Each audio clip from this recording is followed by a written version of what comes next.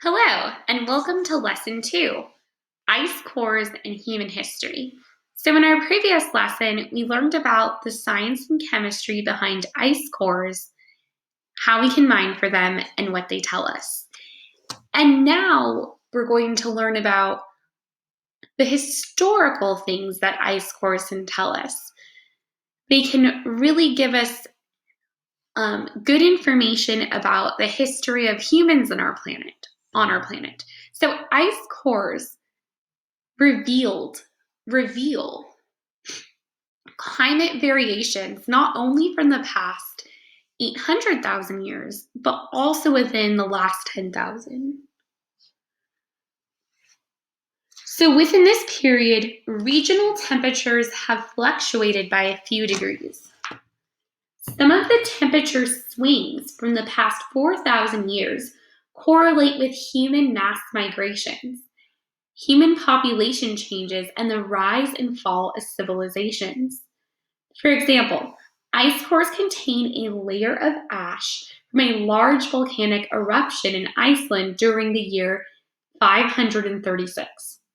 The ice also recorded a severe drop in temperatures that followed over the next few decades. Widespread famines resulted around the world and allowed the first recorded global plague pandemic to spread, killing up to 100 million people. So climate can shape history. So what's going on in the climate can lead to the rise and fall of civilizations and can lead to global pandemics, which is something we should learn about because we're going through one right now. So we're going to look at an interesting graph. And this graph is showing us central Greenland temperatures from the past 4,000 years. Okay, so we're going to go from the Bronze Age to the Iron Age to the European Dark Ages to today. So let's look at the left side. Let's look at 2000 BC or 4,000 years ago. So, and there's interesting, if you're more of a history person than a science person, this map is really interesting because we're looking at temperatures of Greenland, but we're also looking at really significant historical moments throughout human history. So we can look at the Indian Harappa civilization. It collapses in the 14th Egyptian dynasty collapses in the Egyptian Dark Age. So that's what happens here. So we have different periods. We can look at this from a scientific perspective and a historical perspective. So from a scientific perspective, we have these periods of warming. So this like really hot period. It's called the Minoan warm period. And we have a subboreal climate. It's warm and dry. And then we have the Roman warm period, subatlantic climate, cool and wet. And then we have the medieval warm period. So it's not quite as warm as the Roman one. I missed the European Dark Ages. And then the medieval warm period. And then we have something called the Little Ice Age. And then we have our period, which is the modern warm period. Okay, so back to the historical stuff. So if we can look at this colder period, a little bit cooler, the Yellow River freezes and there's frost in July in China. The Shang dynasty collapses. So weather like extremes can have huge impacts on society and civilizations. So let's look at some extremes. So during the Roman period and the Han dynasty in China, things just really flourished, and it was kind of a warm time. We can look at, here's a really important time. Grapes were introduced to Britain and Germany, so it's a great time for wine. We can look at some other things, great migrations, the Goths, the Huns, and the Vandals. Roman famine and losses to the Goths, the empire breaks into numerous parts, terrible crime. So this is kind of a cooler period. Let's get it where it's really, really cool. And by cool, I mean extremely cold and bad. So let's look at this really, really cold period. So here we have around year 784, we have starvation, extreme cold. Over a third of the European population dies in 784. So it's cold. It sucks. We can look in the warmer period, medieval warm period, the Vikings settle in Newfoundland, which is Canada. So that was a big thing to happen. Let's look at one of my favorite time periods, the Great Famine and Black Death. It's kind of a cooler period. It's not super warm. It's kind of cooler. That's when the bubonic plague happened, and we're going to learn a lot about the bubonic plague in the next few slides. So buckle up for that. Okay, so during the Little Ice Age, glaciers grow and destroy villages. We have during the 1600s, like the Salem witch trials in Salem, Massachusetts, where witch hunts reach maximum and 50,000 witches are burned, which none of them were witches, they were just ladies. So there's lots of crazy things that have happened. So crazy things happen when it's hot, crazy things happen when it's cold. Extreme temperatures can lead to extreme events. Wars and famines and floods can, cause destruction and chaos in civilizations. So it's interesting to look at the scientific impacts as well as the historical impacts and kind of jump back between the lenses. So now we're really going to focus on medieval climate anomalies and the Little Ice Age.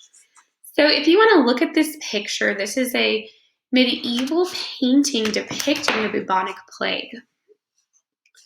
So he has these pustules all throughout his body, which are these blisters that bleed, and dogs are licking them, and he's having a bad day. Interesting thing. So in times of extreme sorrow and pain for humanity, little kids love to we didn't have memes back then, but we had nursery rhymes. So a song you all know was Meaning the Bubonic Plague. You know it. So the song Ring Around the Rosie was made during this time in the 1300s about the bubonic plague. So that's morbid and interesting. So climate changes have been connected to large changes in past human populations. One example is the global plague pandemic known as the Black Death that occurred during the 1300s. Crazy thing is, 70% of the human population in Western Europe just died. 70%. That's not good. So the Black Death. We're going to look at a map of the spread and how it became a global pandemic. The first one. Now, it became a global pandemic. We can see this because the world was connected at that time. We had things like the Silk Road and Muslim pilgrimage routes. So people were moving and grooving all over the world at this time. And people were interacting with other cultures and other civilizations. In the mid-1300s, the bubonic plague may have caused as many as 100 million human deaths, killing a large percentage of Western Europeans. So we can look at different trading locations. So all trading locations, both landlocked centers and ocean ports, became nucleation points for the plague. Which means a nucleation point is kind of like the center, the core. So where we have these really large ports and in places where trade was happening, we're going to get these big outbreaks of the plague. So if we see something that's shaded, we're going to see an area of an outbreak. And where there isn't big trading ports, it's just like a road or something, we're not going to see big outbreaks. That's when two places kind of combine is where we're going to get an outbreak.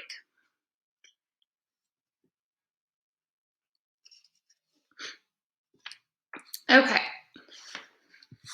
So this next map is showing the Black Plague in Europe during the 1300s. I want you to look at the arrows because the arrows are showing you where it started and where it went. So take some time and look at the arrows and try to trace back to where the plague started. And I want you to think about, how do you think that the plague spread so far in such a short amount of time? They didn't have airplanes back then. So how did it move so quickly across so much of the world? So think about that.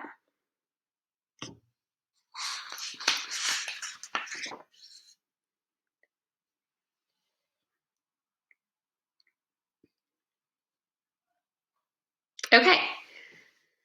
So the pandemic actually started in China. A lot of pandemics have started in China.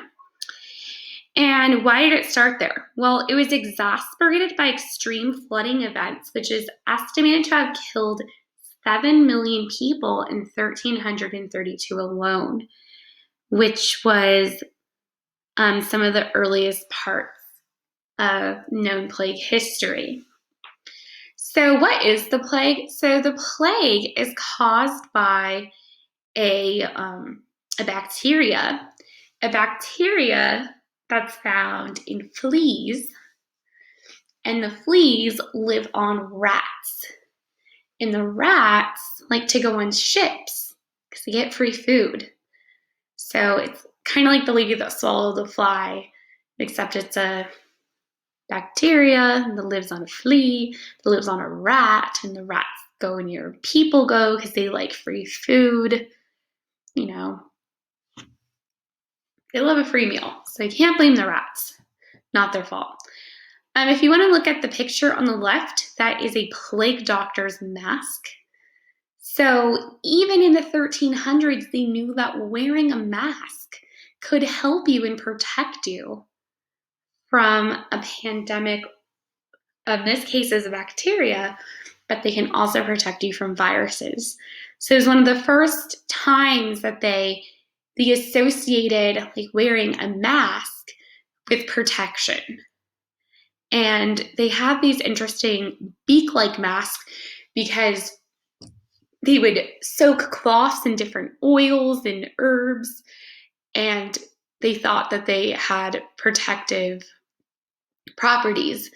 And some different natural oils do, like tea tree oil actually has some antimicrobial properties in it, but others really didn't do anything that smelled good or smell bad. But, they're learning. This is a time for learning. So we have known about masks wearing since from the 1300s. So that's a pretty cool mask. Okay, the last part we're going to learn in this session is the Little Ice Age and its consequences. So Little Ice Age. And it kind of goes along with the Black Death. So the Black Death illustrates the link between historical events and climate changes. Following several centuries of relatively stable and warm climates, Mount Rinjani in Indonesia erupted, ejecting over 250 million metric tons of sulfate aerosols into the atmosphere. This reduced the sunlight for decades and caused cold rains, crop failures, and famines. A famine means that people die because there's not enough food to eat. Not a fun way to die. This was the start of the Little Ice Age, which lasted about 500 years and had several periods of colder temperatures that correlate with periods of decreased solar activity and sunlight. The Little Ice Age also affected the European exploration of North America. During the warm medieval times, the North Atlantic was relatively free of ice. The North Atlantic's where the Titanic sank and hit the iceberg. So in the medieval times, there wasn't a lot of icebergs there, and Vikings were able to settle in Greenland, Iceland, and Canada. But as the little ice age progressed, increasing levels of North Atlantic sea ice made fishing and ocean trade difficult and contributed to the abandonment of the Viking colonies in Greenland and North America. So they left Canada. During later episodes of the Little Ice Age, large numbers of European fur traders came to North America to capture beavers for fur hats and coats. So, we've learned about ice cores. We've learned about how climate can have impacts on cultures and civilizations and make important moments in history. The next thing we're going to learn about is how other ways we can look at the Earth's climate history besides looking at ice cores. And we're going to also look at how melting sea ice and rising sea levels are changing Earth's climate.